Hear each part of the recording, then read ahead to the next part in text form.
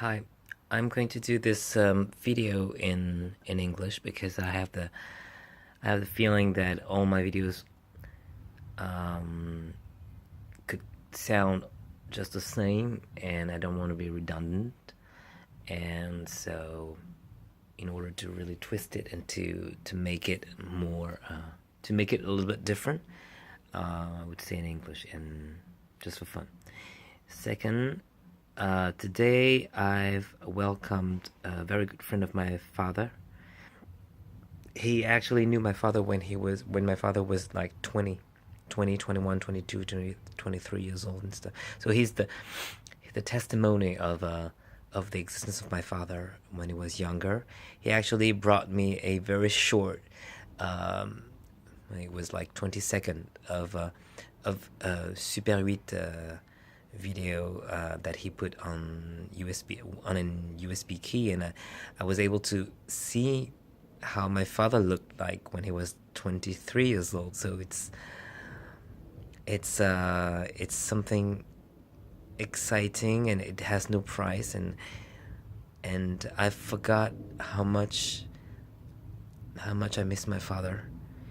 Actually, I didn't know him. He doesn't look like what I remember of him, because when I knew my father was already 40 something, 45 something. But I don't remember I never knew my father when he was younger, and he has changed a bit. Um, but seeing him laughing and and having fun, even though it was like only 20 seconds and with no sound, but seeing him as a younger self, um, trying to smoke. Actually, he was trying to smoke on a video. Made me. It's a weird feeling. I'm I'm moved by what I've seen, but I mean I can't. I mean it's cool, but I'd rather see a video of my mother younger, um, than my father. Although there's no comparison, but it's my father was like it was. I was 14 and a half when I lost my father, so it was far, far, far away, a long, long time ago, and but I remember my father very well, so I can see that when he was 23, the way he moves his body, the way he walks, and the way he laughs and smiles. It's exactly the way I remember. But he didn't have the same face though.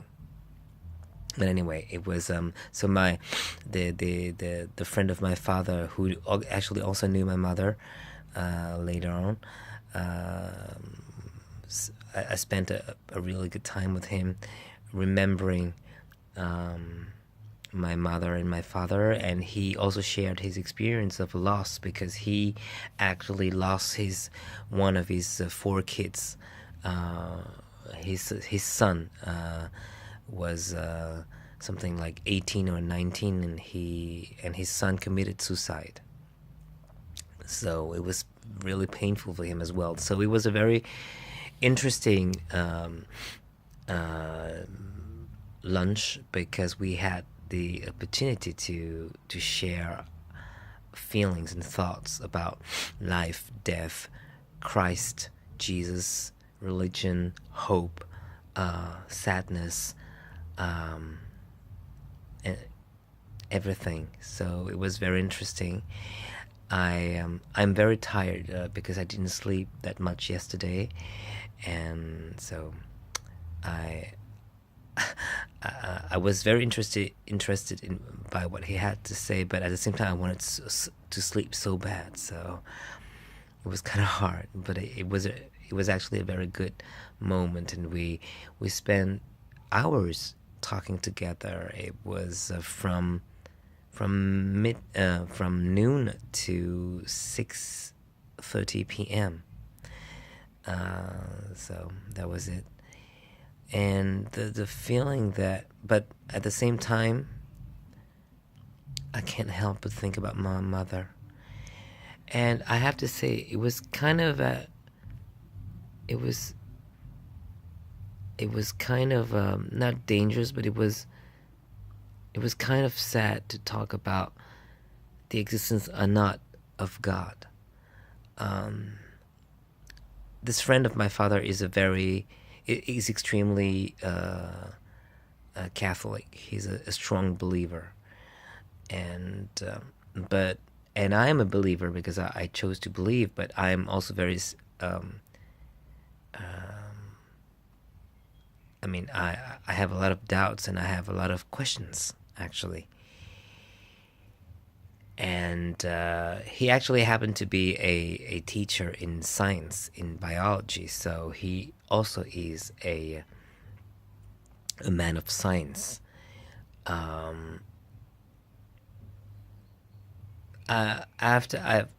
While I was talking to him about the existence of or not of God and stuff, and it went really deep, and we talked extensively about Jesus, the Bible, the other religions, and the faith that we should have or not, and how to nurture our faith and stuff. And it occurred to me that there might be a possibility that there might be nothing on this planet, or if there's anything,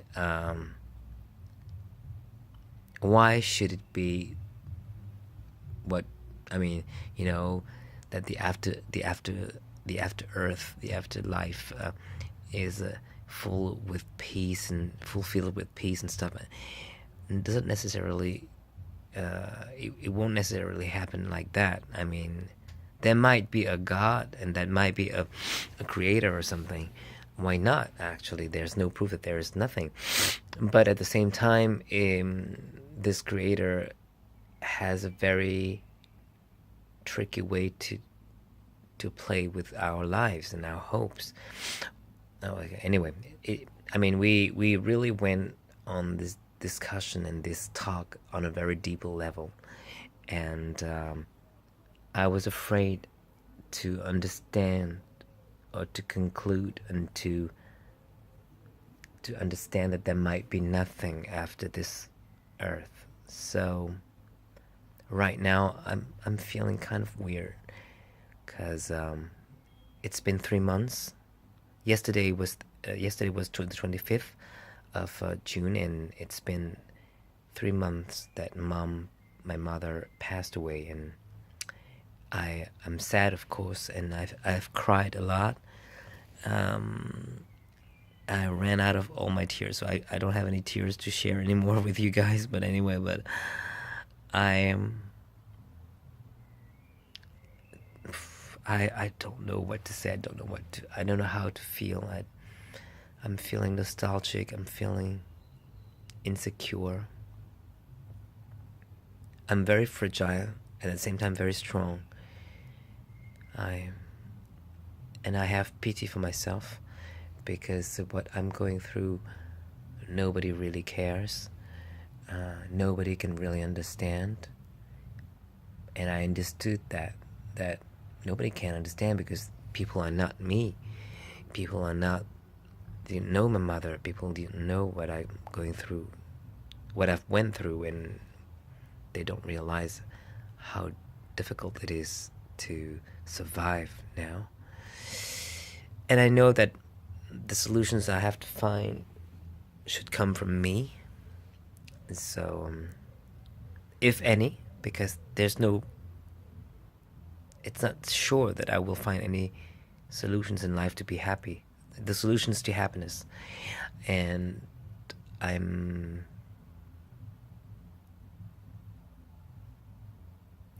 don't know, I'm feeling alone. I'm feeling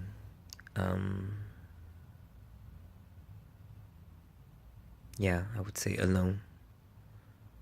I'm sad in the heart, in the soul. My soul is crying.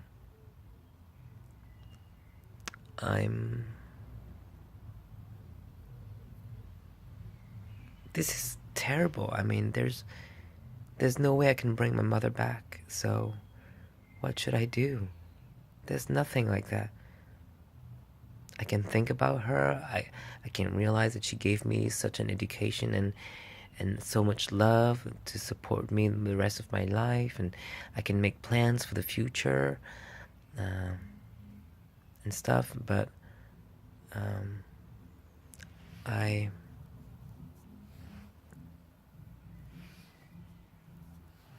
don't know.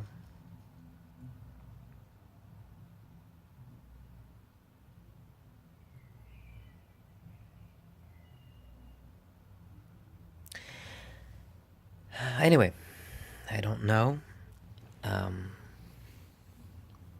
I realize how much this life is weird, and I also realize that what I need to do is to continue living, to continue to live, not to pretend that nothing ever really happened, but I just to acknowledge the fact that my mother and my father loved me so much, and they would love me to continue to smile, and it's hard.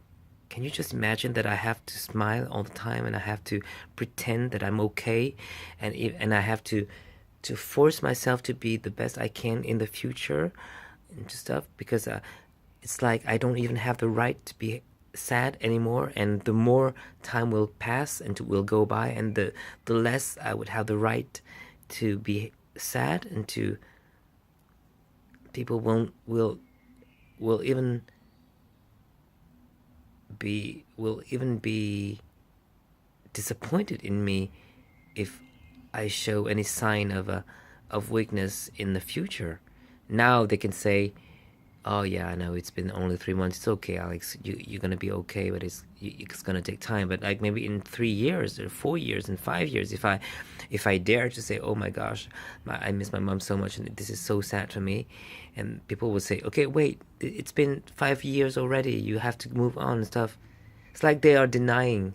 I know that people will react that way. They will deny my right to be sad, and I hate that, and it's so unfair. And anyway, mm.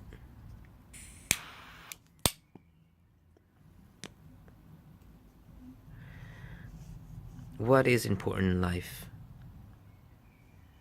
It's a very difficult question, actually. If you think on a deeper level, it's actually very difficult to think about that. What's important for me? Um, it was important for me to have my mother and my father, because I love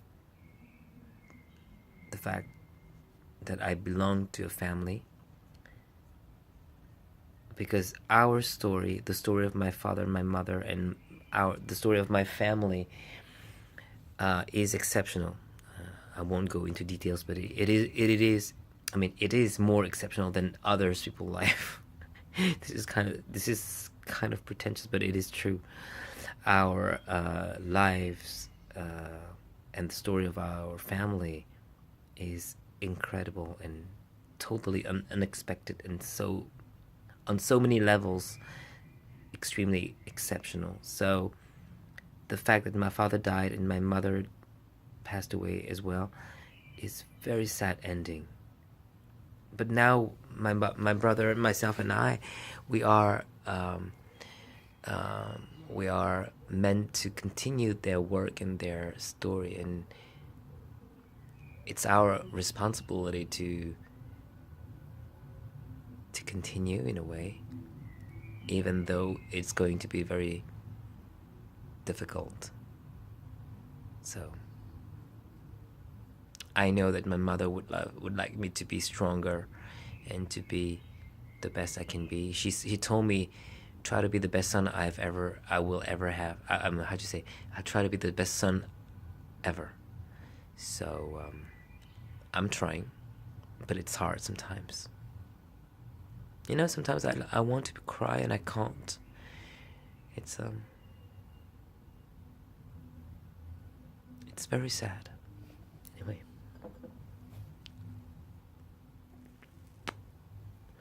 All I can do is talk work, like, work, work, work, work, work. All I can do is work, confide myself in with some of my friends, and do the best I can. There's nothing much to do, actually. Life is very simple, and life isn't fair sometimes. Anyway, this is sad. It's like that. It's my life, and I'm trying to stay as much as I can positive, and I will continue to remember my mother and my father. As for my mother, I need to, and this is why I repeat myself all the time, but I need to keep her very close in my heart. I don't want to forget anything. I want to remember very precisely. Actually, I do remember my father very precisely. There are so many things that I did when I was younger that I remember like it was yesterday. So I have this ability to really print a sentiment, a feeling in my mind, and to associate that with images and sounds and memories. And so I'm very good at doing that, and I want my mother to be close to my heart all the time. And to me, even though she's not there anymore in terms of physically speaking, I need and I want to act as if she's still there. I have no proof that there's an afterlife. I have no proof that what I believe is the right thing to believe in, but I'm choosing to believe it because I have no other choice, actually. But I choose to believe in that she's here with me, that her spirit lives through me, but that she's really there to see me, but she can't just talk to me because she has other stuff to do in the other life that she has. And also I need to, aside from that, I need to prepare myself to another thought, which is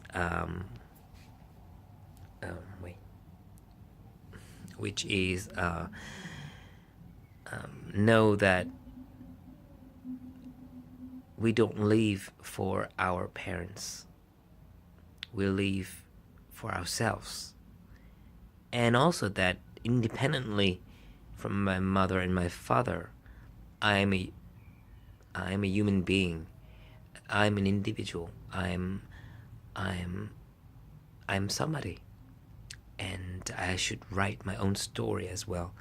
I should even write my own story kind of completely disconnected from where I come from my mother and my father. I should really separate myself in a way, and I need to construct something, to build something of my own hands, with my own hands, and of my own creation. And that is hard to actually do that, because I've never, although I'm 40 years old, and I've never thought about me as being me, like, me, myself, and and I never really